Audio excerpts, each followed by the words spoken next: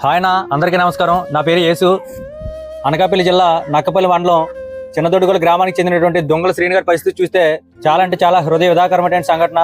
గత కొన్ని నెలల క్రితం తను కొబ్బరి చెట్టు నుంచి పడిపోవడం జరిగింది. ఆ పడిపోవడంతో తనకి ఈ వెన్నుపోస అనేది ఇక్కడికి విరిగిపోవడం జరిగింది. ఆ విరిగిపోవడంతో తను పూర్తిగా ఈ మంచానికే పరిమితం అయిపోయి ఉన్నారన్న. అటు చూస్తే నెలలో నిండినటువంటి బాబు వాళ్ళ భార్య కూడా నిరుపేదరికంతో చాలా అంటే చాలా సతమతం అవుతున్నారు. వాటి చూస్తే కనీసం వాళ్ళకి ఉండడానికి కనీసం ఇల్లు కూడా లేని పరిస్థితి అనమాట.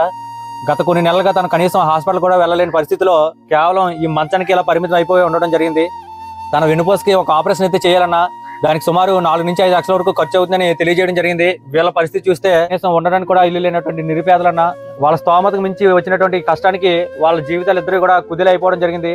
అందరికీ నమస్కారం అన్న. నా భర్త కొబ్బరి చెట్టు నుంచి పడిపోయాడు అన్న. పడిపోతే తనకి ఎన్నుపోసి ఇరిగిపోయింది.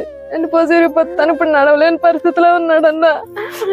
తను అసలు ఏ పని కూడా చేసుకోలేని పరిస్థితిలో ఉన్నాడన్న. నాకంటూ ఎవరు లేరన్నా. చిన్న పిల్లోడన్న, మీరే ఎలాగన్నా మాకు సహాయం చేయండి అన్న. నా భర్త నడిచేలా మీరే చేయండి అన్న.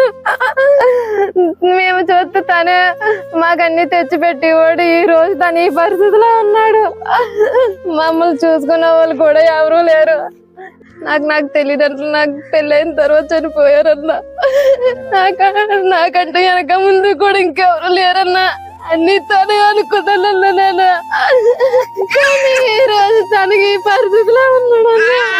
ప్లీజ్ అల్లా ఎలాగైనా మాకు సహాయం చేయండి అన్నా. ఒక్కసారి మీరు ఈ కుటుంబాన్ని చూసినట్లయితే తన వయసు చూస్తే 24 సంవత్సరాలన్నా. 24 సంవత్సరాల వయసులో తన తల్లిదండ్రులు ఇద్దరు కూడా చనిపోవడం జరిగింది. తన భర్త చూస్తే ఇలా మంచానికి పరిమితం అయిపోయి ఉన్నారు.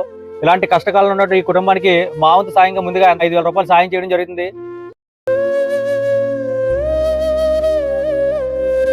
వాళ్ళ పరిస్థితి చూశారు కదన్నా. తనకి ఇప్పుడు ఆపరేషన్ చేయాలంటే సుమారు 4 నుంచి 5 లక్షల వరకు ఖర్చు అవుతుంది.